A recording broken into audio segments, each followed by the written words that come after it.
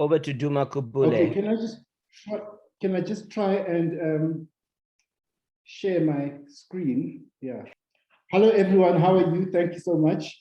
Vish and the team at COPAC, I just want to thank all of you for giving me this opportunity to participate in this debate. As Carrie was saying, so first of all, when you were responding to Carrie Lee and you're talking about creating more time, I remember I went to Germany on a state-sponsored trip back in the day, and we went to visit all these car companies, and the NUMSA equivalent had negotiated like rather short working hours for the workers. And I think there was a shift that started at 6 and then it ended, I think, at lunchtime, 1 o'clock. So I asked them, what do you guys do after 1 o'clock? And they said, well, we look after our vineyards. So I thought that is the type of life I want to live. And I just want to say, so I just want to say that I want to thank you guys that you've given me this opportunity. And like Carrie Lee, it's forced me to think about issues that I would not normally think about. Because, you know, in the hustle and bustle of the economic debate, you have to address the contradiction in terms of neoliberal policies on its own terms. So you have to make these excessive referrals to GDP so that you don't lose the people. But I do appreciate that now I've been forced to think differently about these issues. So I really appreciate that opportunity. But unlike Carrie, I'm now a bit relaxed about degrowth, and let me explain why. I know this, I'll talk about this later in the presentation. You know, every now and again in any like discipline, there's someone who emerges who's an excellent communicator. So 5 years ago, I'd never heard of MMT, and I decided, well, I'd been hearing about MMT, and I decided that when my kids were away with their mothers in Ethiopia and Tanzania, in Arusha, I would spend the whole Christmas holidays reading about MMT.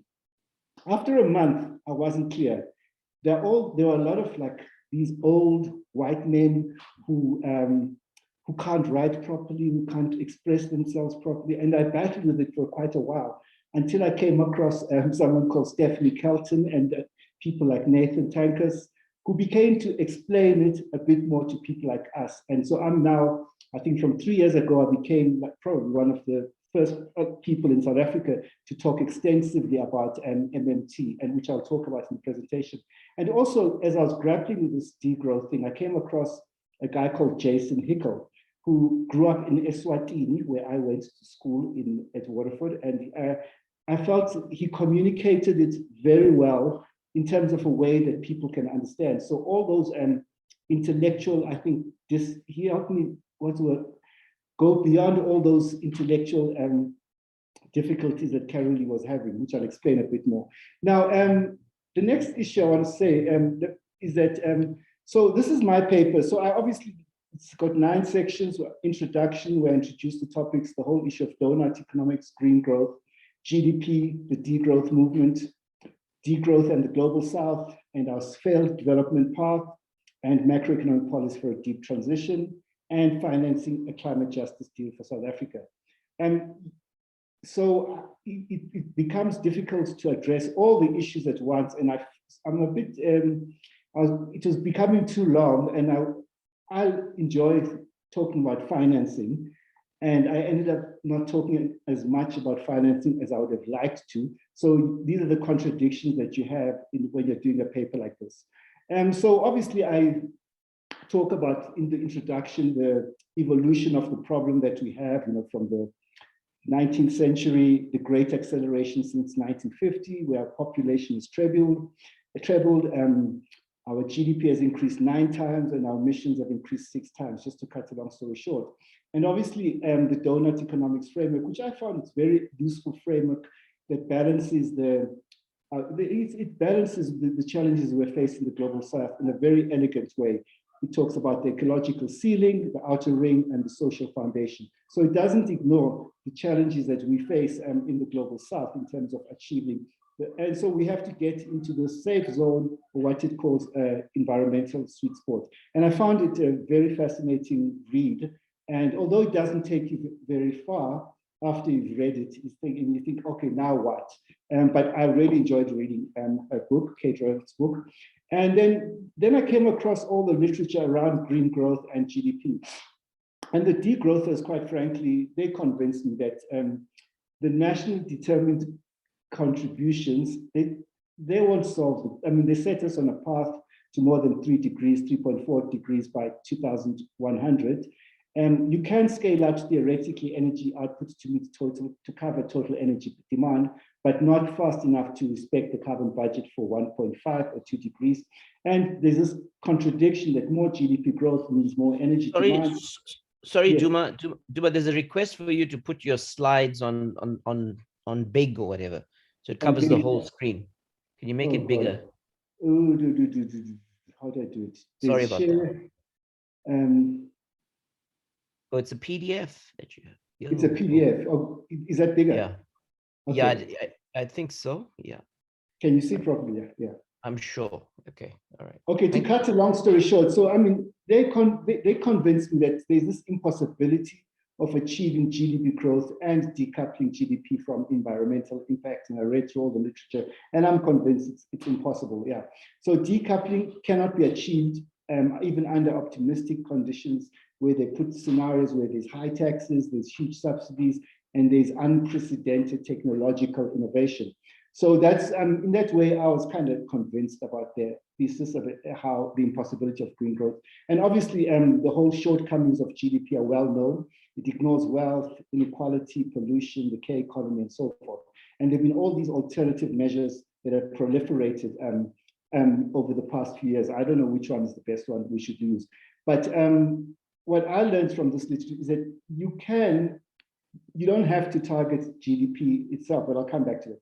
So I looked at the evolution of this degrowth movement, critique of GDP, critique of capitalism, critique of commoditification, and the abolishment of growth as a social objective.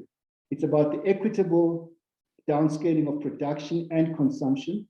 And what we had last year, degrowth is different from a recession. So it's not the same as we had the austerity and the pandemic-induced recession we had. And there's many reasons why they explain how it is different from a recession. So it centers around the reproductive economy of care, reclaiming of the old, and the creation of the commons. So Hickel, my new guru, he does an elegant synthesis, a wonderful one of degrowth and MMT, because there was suspicion from his people on the degrowth around MMT. And he says it aligns elegantly with MMT.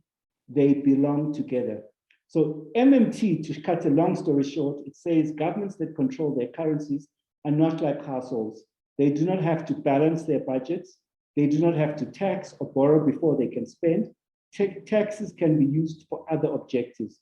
Under traditional MMT, taxes are used to reduce inflation and inequality and so forth. But for degrowthers, taxes can be used to reduce resource and energy use. So that's how he marries the two and say that while they will do it for this, we can do it for that. So he says that, so what it opens up for the degrowth movement is that they must embrace that they can harness the power of the government as the role of the issuer of currency to provide three basic things: universal public services, roll out renewable energy in years and not decades, and implement universal basic income. So that's just to cut a long story short. I don't want to go into too long about these issues. And then the climate justice deal for South Africa. I thought we should rather discuss the issues without going deeply into the paper. So I believe, so what you must target well-being, and you must target universal public services correlate with well-being. And that's what they say. And I agree with that. So if you have universal public services, you don't need so much income to survive. So you must take the profit out of electricity. I've long believed in that. Water, education, and healthcare, and deliver affordable, quality, subsidized, and green public transport and mass housing. So as an example as to what we require, it requires an unprecedented mobilization of resources to achieve these objectives. We can no longer postpone equalizing our education and health system. So free, quality, and universal basic and tertiary education and health. And we can eventually eliminate private schools, NSFAS, which I hate with a passion, private hospitals, and discovery. Yeah. So this is the vision that I'm really attracted to as to what we can do for South Africa. Now, you'll just have to, so what I had a problem with all this talk about the just transition is that it was a slogan that didn't mean anything to the people who would be affected by this just transition. But if you offer a compelling vision as to what happens, you only have to look at this for 10 minutes and you begin to understand how will benefit from this if I'm affected by this deep transition. So we also have a deep transition of the economy. And when I looked at this, we have to exit coal at Eskom. And unfortunately, at Sasol, we have to close the coal to liquid fuels operations and some of the petrochemical operations in 10 years, and related industries like oil refineries. We have all these hotspots in terms of pollution hotspots, like in Durban with the refineries, Sasolburg, and in Mpumalanga. So we have to basically shut them. And I'm a big believer that if you're not going to do something properly, then don't bother doing it. So I say, let's just do this thing once and for all. Now, let me just explain. There was all this thing about embedded generation. And I don't support this independent power producer model, private sector driven model. I think we need a public option. But what I saw from that is that they can roll out the 5 gigawatts in 2 to 3 years. So if you can roll out 5 gigawatts, then you can roll out for the whole country in a decade. So I remember discussing this with Alex Lenferma and saying, Ernest, what is a decent target for us to do this exit? And I think Alex said, I can't remember, 2040, I can't remember. But now, the more you look at it, we can do this thing in a decade, and it would require us to spend more than 100 billion rands a year in terms of this transition. And I think that's a 2% of GDP that Carrie was talking about. And if we embrace the whole issue of, I'll talk about financing later. Public transport, we have to exit the taxis, 100,000 to more than 100,000 electric cars. And we have to obviously have a proper public transit system, intercity rail, and all of that electric rail. And one of the wonders of the world, I traveled from Beijing to Shanghai on the bullet train, but anyway, that's another story. We have mass housing as well.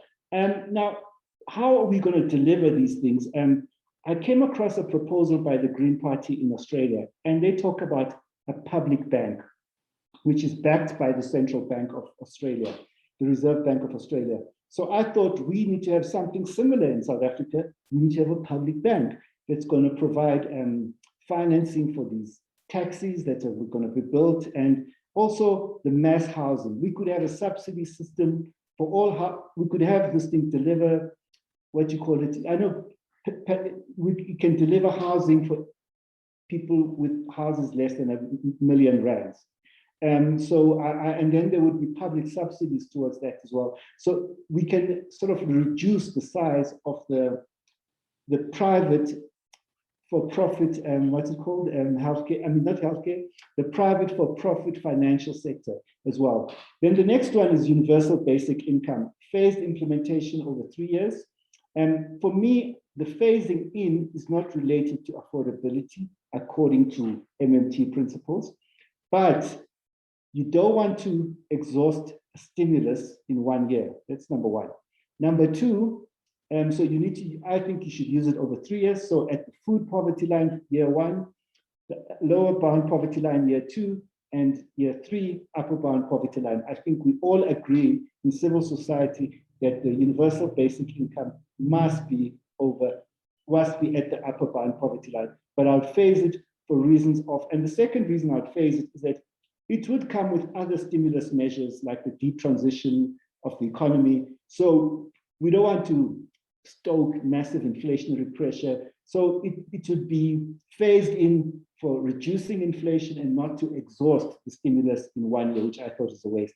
I looked at the IEJ and ADRS proposals. They're all fiscally neutral.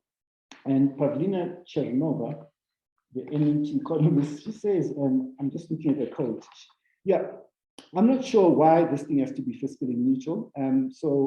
It defeats the purpose of providing a stimulus for the economy. And through fiscal multipliers, big can partly pay for itself. The net cost is easily 50% of the gross cost. And I don't think we need to fund the entire big. And Pavlina, I wanted this quote that she had in the paper.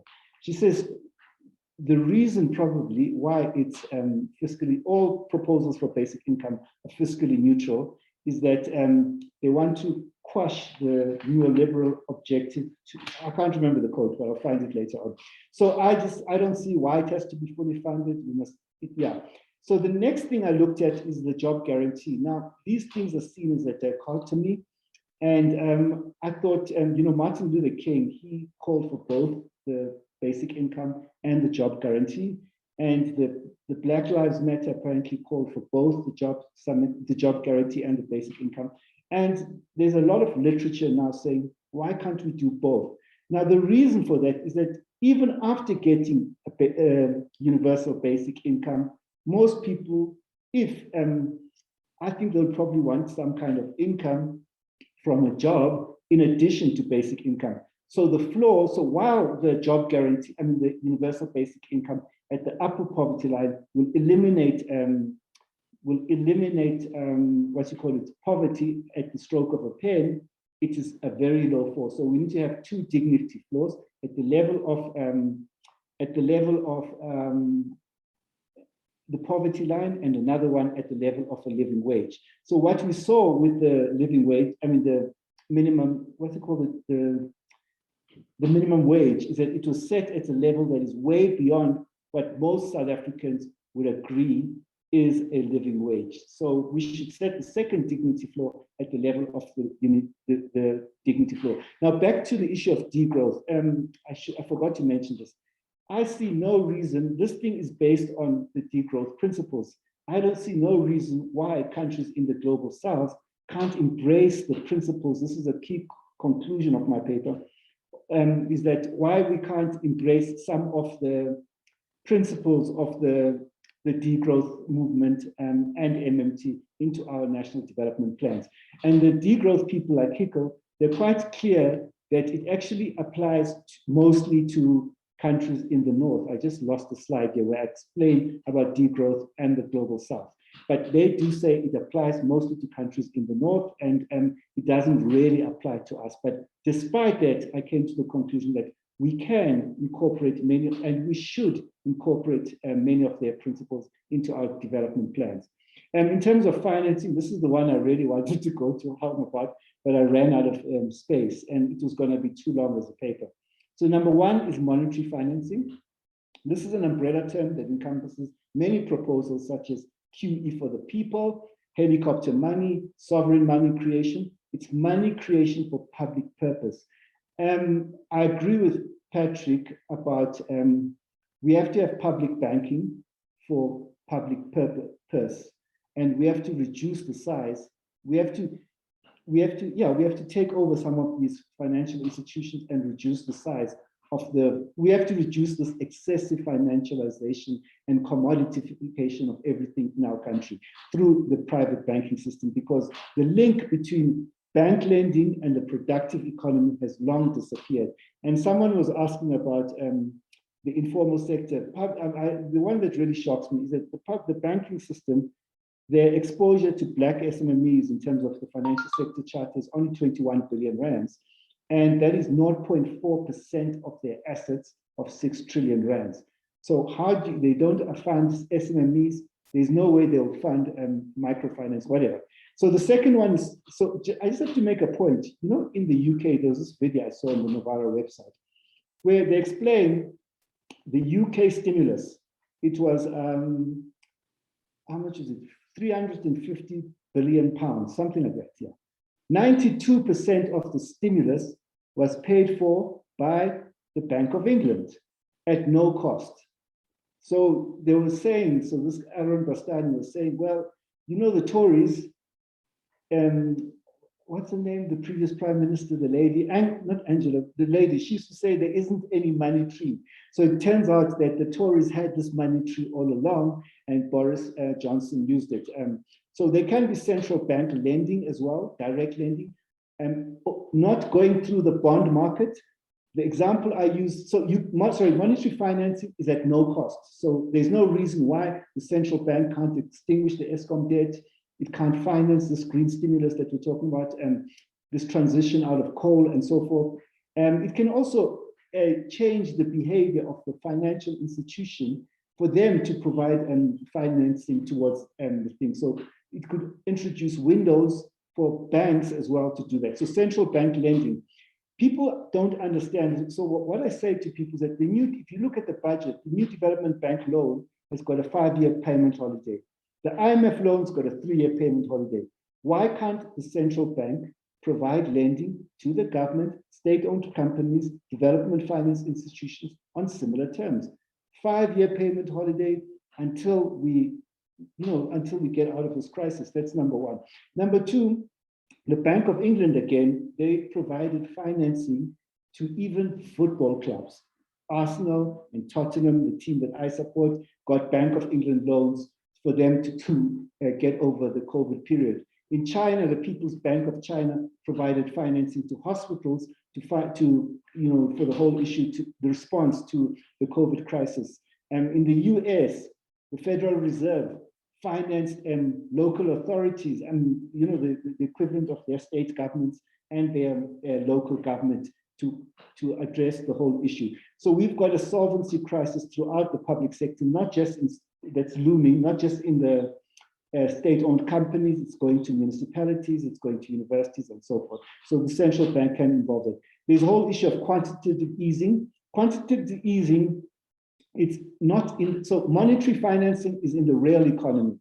Quantitative easing is in financial markets, and there've been lots of critique around quantitative easing, and hence the reason why people now talk about QE for the people. So quantitative easing reduces the cost of capital, and we saw it last year with just 40 billion rands of quantitative easing by the central bank. It dramatically reduced the cost of capital. So there is a role for quantitative easing to reduce government's financing costs. But let us not pretend that quantitative easing has anything to do with stimulating the real economy.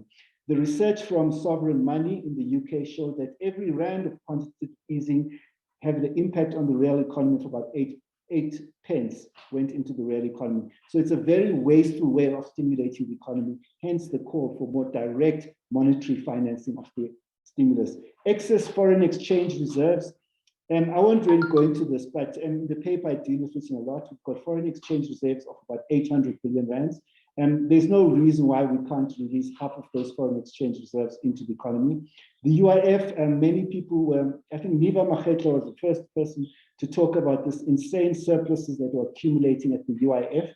And over time, I got to understand what you're saying, and I joined the campaign that the UIF surpluses must be used to stimulate the economy. And bingo, that's what happened at NEDLAC. And everybody agreed that we must use the stimulus, the surplus, which was 143 billion rand last year, just to provide the COVID TERS benefits and so forth. But now the surplus has reduced significantly, but it's going to increase to about 130 billion rand again over the next few years. So now there's two options for the surplus. That I think that some of it can be released into the economy, but also we can create better benefits for people who lose their jobs in the next crisis, which may be related to climate change and the financial sector or whatever. Most of the income replacement schemes in the world converged at around 80%. The UIF gave far less than 80%. I think it was about a third or something like that of your previous income. In the US, as we know, people got more in excess of 100% of what they used to earn through their income replacement scheme. There can be PIC lending as well. There can be a GEPF payment holiday, which I recommended when I went to address the representatives, the workers and the employees.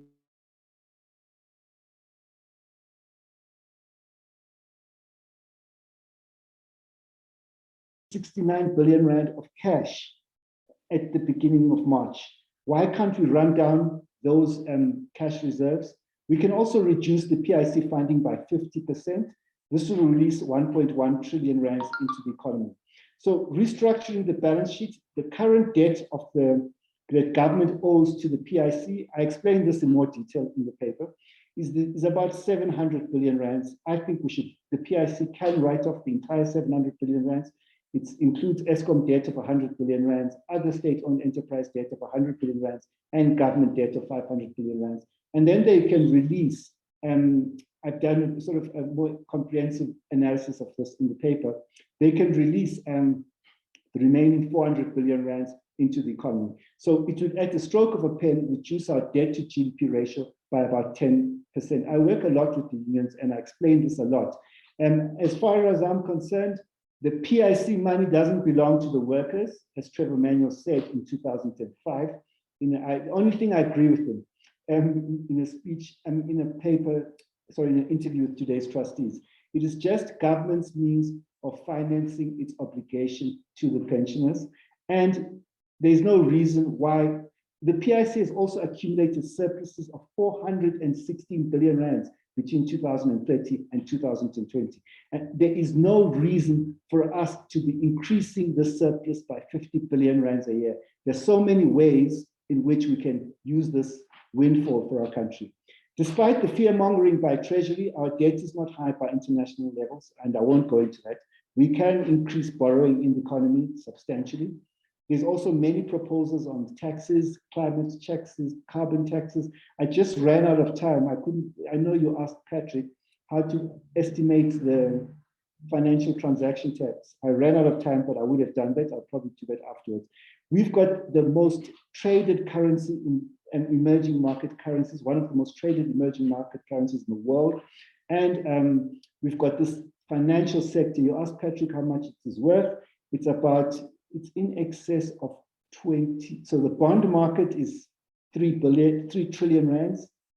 The stock market is 17 trillion, so that's 20. And then the banks is 6 trillion, that's 26. The insurance companies are about 4 trillion. So we've got this massive financial sector, and we can structure a financial transaction tax. It's just that it'll take a while to work out how it is. And just on the last thing, on the turnover on the Forex market, you know, I was one of the only people who said that when we get downgraded, it will have very little impact on the economy. And the reason I said that is that, you know, the estimates of the exit of capital to South Africa, I think they were about 200 billion rands, but the daily turnover on the Forex market is about 150 billion rands. And so if we can just tax that, it raises a lot of money, but I haven't yet calculated how much it is.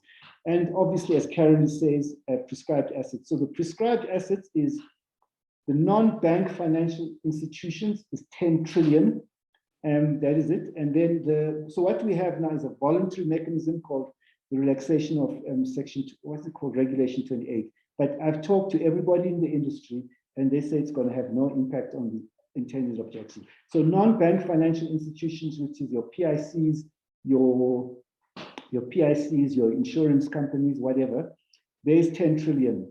And then the banks, 6 trillion, as I said. So it's 16 trillion rands.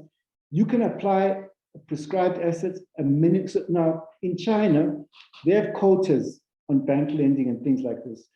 So we can set up a prescribed assets, climate issues. You know, we must decide what we're going to do. So if we do it at 10%, a minimum target, it can release a lot of income for the objectives that we're trying to believe, as long as we specify what we want. Sorry, that's about it. Thank you so much, everyone. Thank you, Duma. I'm going to bring in Awande Buthelezi from COPAC to just give some brief responding comments, and then we'll open it up. Thank you, Vish. And thank you, Duma, for that presentation and your paper also. I think I'd like to begin with the question of donut economics. I'm just going to follow the order in which you covered some of these topics in the paper as opposed to the presentation itself. So I'll just begin with that.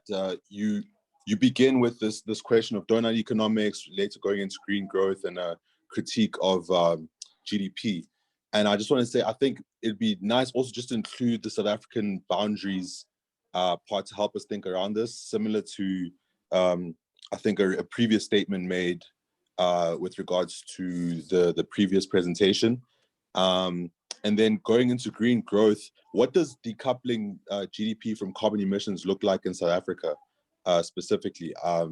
Because I like the concept that you delved into in the paper, just a more accurate picture in that regard. And then continuing on the topic of degrowth, I had a specific question, so it's kind of overlaps with taxation. So I see you speak about tax to reduce inequality and demand. And can you draw a picture on the effects on the size of the tax base and the long-term efficacy of the strategy in a country like South Africa,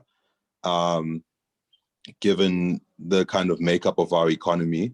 And then on the issue of South Africa's failed developmental path, I think something which also I think could be added or could also help in understanding also the trajectory in which our country is going in and has been going on in relation to these issues that we're talking about of a kind of climate justice deal or political economy.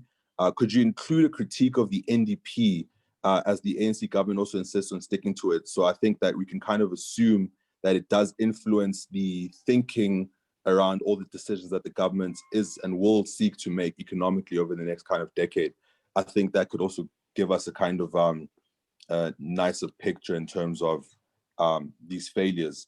And then with regards to also the macroeconomic policy for a deep just transition, I see that you speak about and you also list some of the principles in the Climate Justice Charter.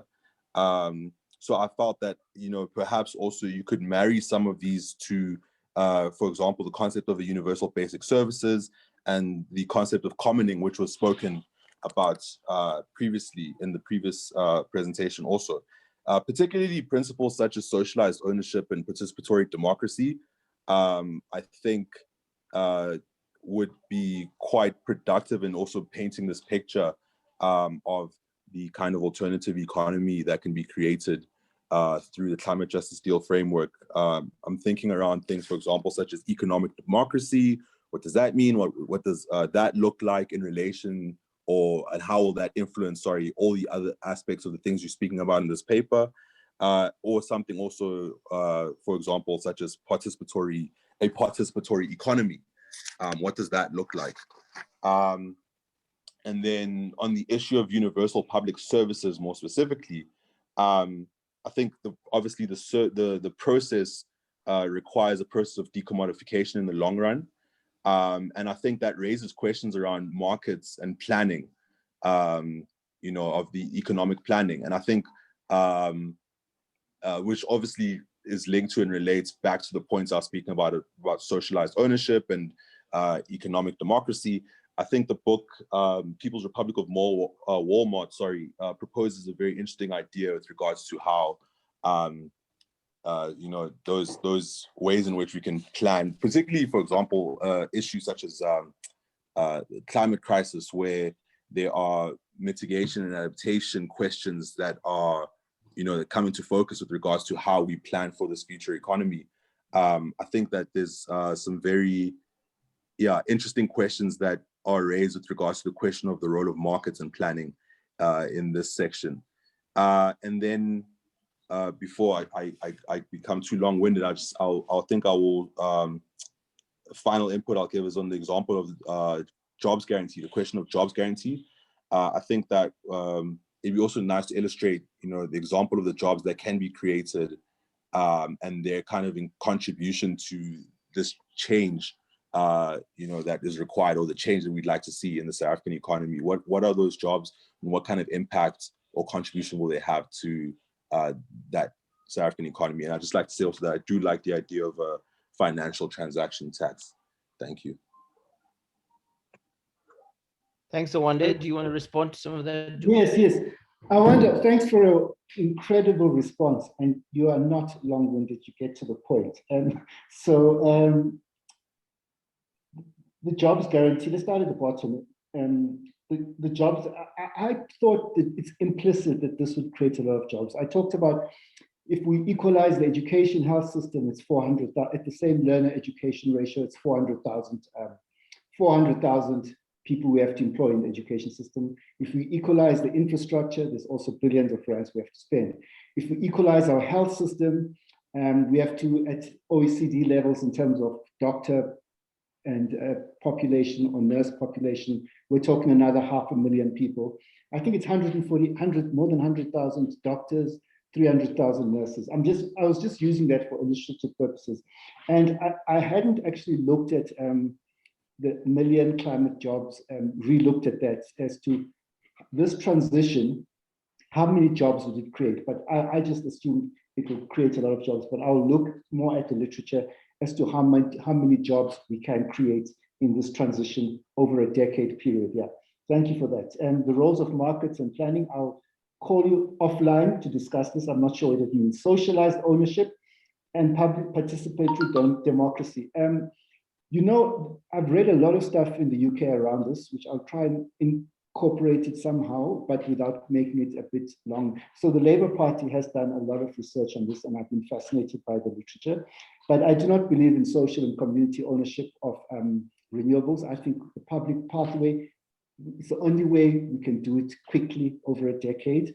Social ownership raises the same problems that we have with the private ownership. Yeah, so I just don't think that is a solution, but we can have social ownership in the rest of the economy, and we can have a participatory democracy. I will link it to the commoning. I thought like there was a lot of decommodification in my paper in terms of things like education, health, public housing, and so forth. So I just thought it was implicit, but I'll do it a little more explicitly as well. And then the critique of the NDP. I'm the original editor of the NDP. They invited me to their workshop where they reviewed the NDP. It's an incredible, it was last year, just before COVID.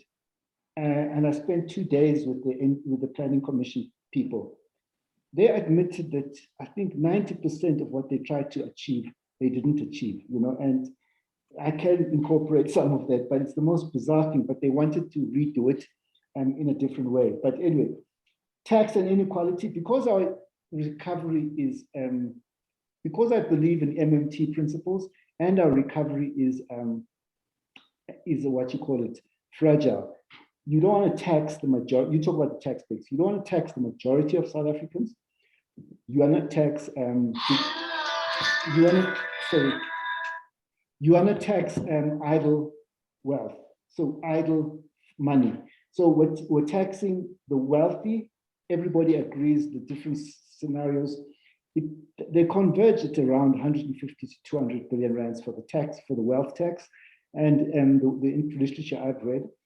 And it's not the area I've worked on the financial transaction tax. I will come with a basic estimate as to how much we can raise on that. So I don't want to impact on the, what you call it, the tax base, because everybody says we're, but not for the reason that everybody else says. It's for the reasons that our recovery is fragile. And what Pavlina Cherneva was saying is that if you tax the wrong things, it could have to finance the basic income, it could have counterproductive, self-defeating impact on the economy as well. So that's the other one. The decoupling in South Africa, yeah, there are examples of it happening. I'll see if I can include it, and the South African boundaries. Yeah, thanks a lot, Awande. Thank you, Duma. So are there any other comments, questions? We have some time. Who would like to go? Please put up your hand and we'll bring you in. And Asghar, welcome to you. Thanks for joining us. We know you're in California. And yeah. Thank you very much. Nice to be with all of you. Great. Okay, any other comments for Duma, please?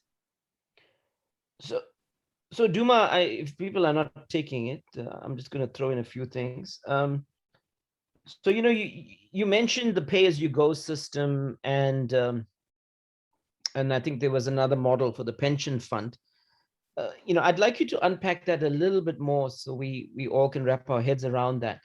And what were you trying to say in your paper? I mean, are you saying that a pay-as-you-go system is better, or the other upfront top-end model? So that's one part of the question. The other is, if you leverage funding, say from the PIC or from the Reserve Bank, and so on, and those numbers were kind of staggering. How do we channel those resources? I mean, you did mention, and I don't think I picked this up in your paper, you mentioned the public bank as one mechanism. But it'd be nice to hear more from you on that. And then just lastly, there's the issue of public goods is a very important one. Even in our COPAC discussions, we were very excited by that. But I mean, where would you place the issue of water? Now, water is a very, very important issue for the society with worsening droughts and stuff like that. And, we have progressive legislation which declares water a public good, but that's not how it's treated in policy. For example, we've seen in the drought that, water issues have been a major challenge, particularly for poor and working class people. We've seen people in rural communities walking miles to just get a scoop of water from polluted rivers, etc. Standpipes, derelict boreholes, etc. The drought has really revealed, the crisis around water, and it's going to become a bigger issue. So I was just wondering if you have any thoughts around this agenda around public goods, which is what we also agree with. Yeah. If there's anybody else, sorry, maybe we'll take one more hand. Michelle, you want to say something? And others as well, please put your hands up. We'll take a few comments and questions, and then we'll bring Duma in. Go ahead. Okay. Hi, Duma. Thanks. That was a fantastic presentation. And I think I'm a kindred spirit on much of what you said. I just have a couple points. It was in part in your response to Awande, because you said it clearly there, that you actually don't agree with a socially owned renewable. And I want to challenge you a bit more on that, because I mean, when you say it has the same problems as private ownership, I want you to unpack that a bit, because socially owned, I mean, is public ownership, where state owned is actually probably more akin to private ownership, especially in the ways in which our state has taken on ownership issues where it's not really in the public interest. So I want you to unpack that a bit more. And then just on one of your slides, you had mass housing. I just wanted to know, what is mass housing? Is that housing like massively distributed, or is it some form of housing, like a collective housing, like mass transport is? I haven't heard that term before. Thank you.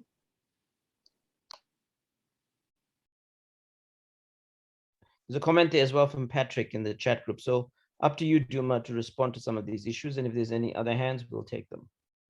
Okay, thanks, Michelle. So I'll start. So I was just thinking aloud as to how can we expand green housing, public housing.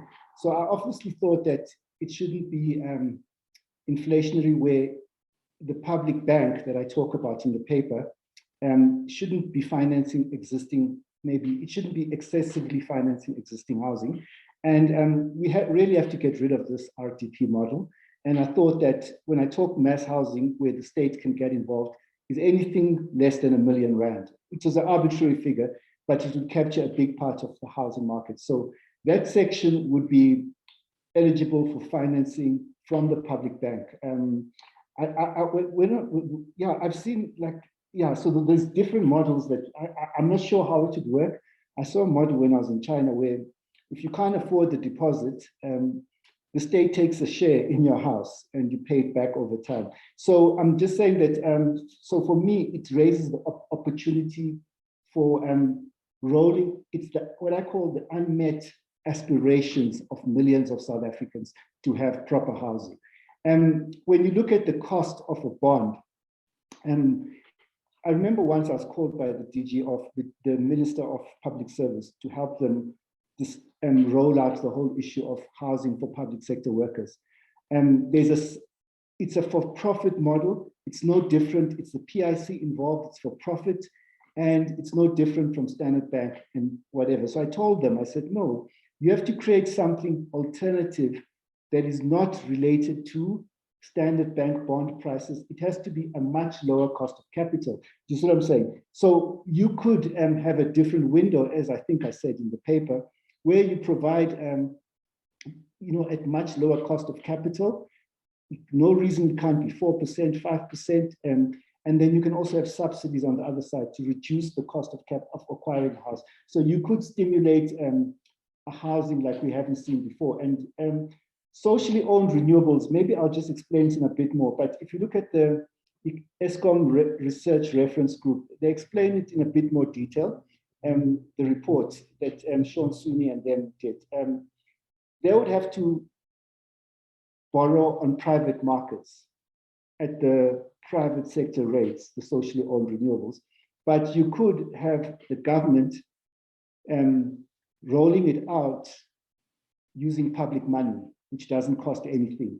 So there's an immediate differential between it should be expensive with the private renewables and the socially owned, which are using private finance, as opposed to the government one, which can be delivered at no cost in terms of, so that is what I was saying. And then the other thing is that theoretically, I have to look into this because I've previously done work on mining.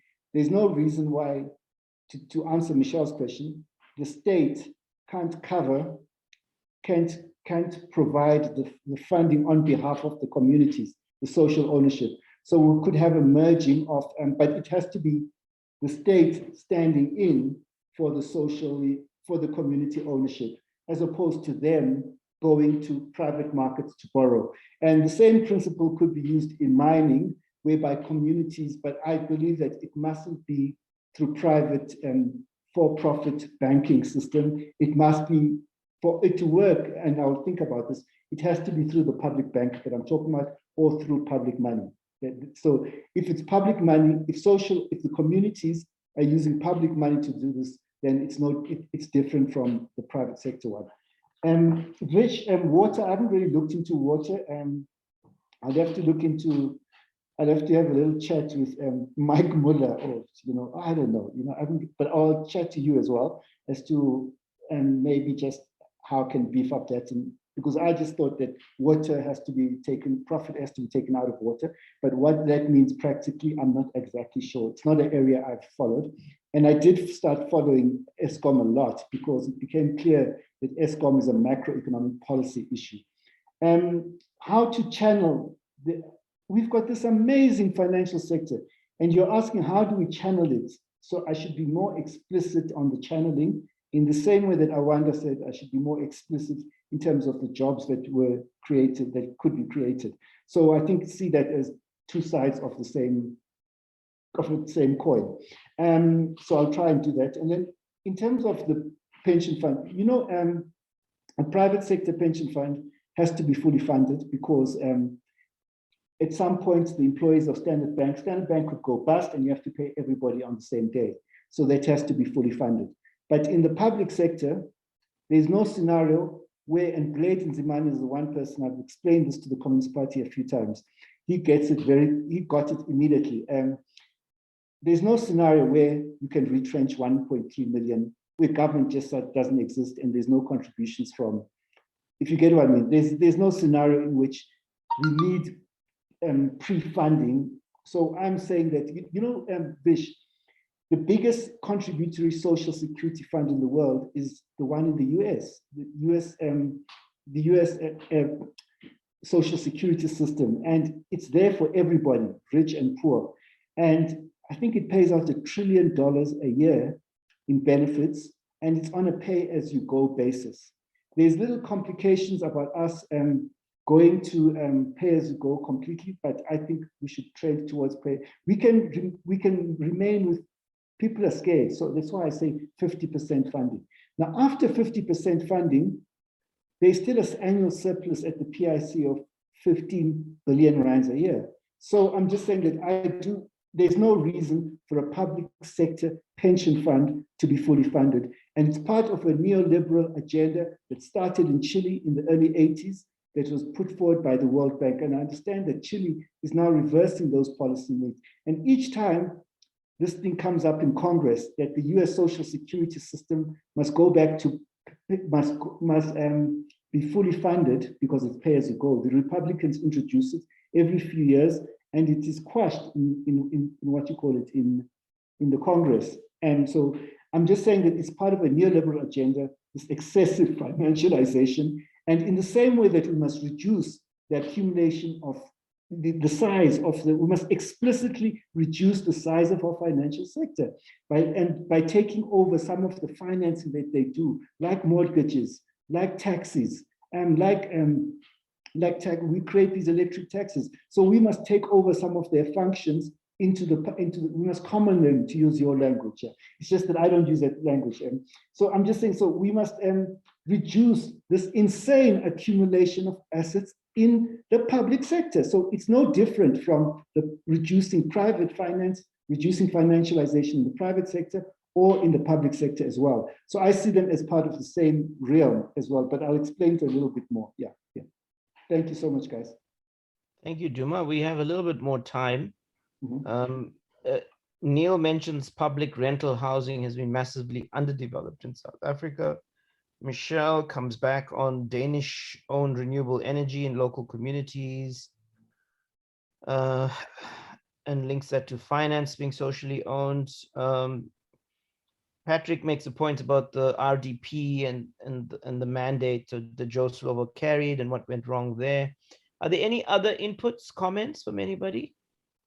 The move from pay-as-you-go funding internet has been a function of aging populations in Europe and the global north, but we don't have this challenge. We have raised this with government since the mid-90s, but the insistence on financing the government employee pension fund is ideologically driven.